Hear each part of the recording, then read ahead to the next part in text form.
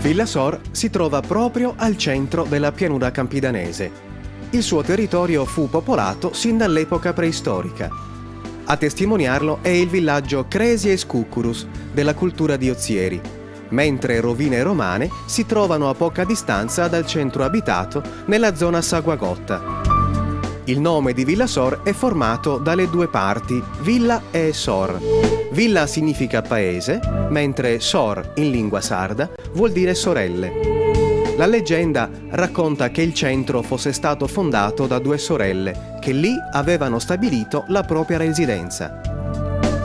A Villa Sor è d'obbligo la visita al castello Sivillier, una casa forte detta degli Alagon, dal nome della famiglia iberica a cui appartenne più a lungo. In realtà il castello fu eretto per volontà di Giovanni Sivillier, al quale nel 1415 l'arcivescovo di Cagliari concesse di costruire una fortificazione per difendere il territorio dai ribelli arborensi reduci dalla guerra contro gli aragonesi. Qui, in occasione della nostra visita, la Proloco ha allestito una interessante esposizione dei prodotti tipici della zona. Di grande interesse la rocca di Susonadori, complesso a forma esagonale con attorno un villaggio. 6 costruzioni curvilinee, tutte diverse per forma e dimensione, sono collegate da mura e racchiudono un ampio cortile. Villa Sor ha un interessante centro storico dove si possono ammirare le chiese di San Biagio, Sant'Antonio, Santa Maria.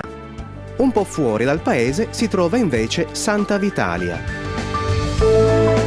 A Villa Sor si svolgono numerose attività di carattere culturale condotte dall'amministrazione comunale e da alcune associazioni e manifestazioni a carattere folcloristico che hanno come protagonisti il gruppo folk e il coro del paese.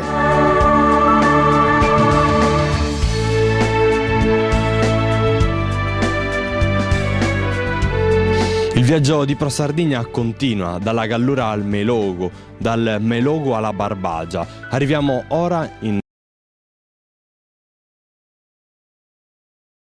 che conta più o meno 7.000 abitanti e durante il nostro viaggio a Villa Sor avevo il piacere di essere condotto dal sindaco Walter Marongio. Ben trovato. Buongiorno, ben trovati a voi. Quella di Villa Sor è una storia che racconta tanti anni di storia.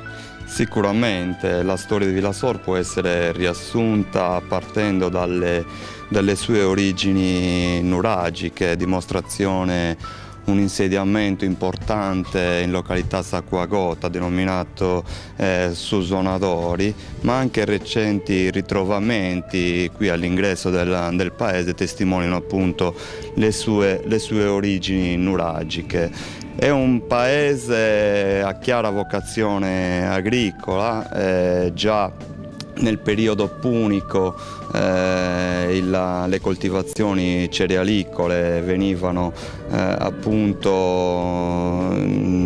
effettuate, coltivate nel territorio circostante e poi proseguito lo sfruttamento agricolo nel periodo romano. E ancora oggi l'agricoltura rappresenta il settore trainante dell'economia del paese. Sindaco, dove ci troviamo ora? Ora ci troviamo in quello che è in qualche modo il simbolo del paese, non solo, penso anche del territorio, che è il castello Sivillier. Sivillier ottenne in feudo la curatoria di parte Ippis nel 1414, quando appunto l'arcivescovo di Cagliari Spinola decise che si poteva costruire qui in questo territorio un castello per proteggersi dalle invasioni dei barbaricini che allora svernavano nel Campidano e saccheggiavano la zona, ma per difendersi anche dagli stessi Arborea sconfitti nella battaglia di San Luri poco tempo prima dagli aragonesi. Sindaco, un castello molto bello e anche valorizzato. Sì, infatti nel 1991, l'anno in cui è stato poi acquisito il patrimonio comunale, ha visto negli anni diversi restauri che lo hanno restituito in qualche modo all'utilizzo della comunità, e oggi è diventato il centro culturale e sociale del paese. Sindaco, ma cosa c'è di bello qui a Vellasor? Ma oltre al castello c'è un bellissimo convento, il convento dei Cappuccini, costruito agli inizi del secolo XVII in qualche modo, e l'attigua chiesa di Sant'Antioco. Sindaco, ci ha tracciato un bel percorso, un percorso che percorriamo assieme.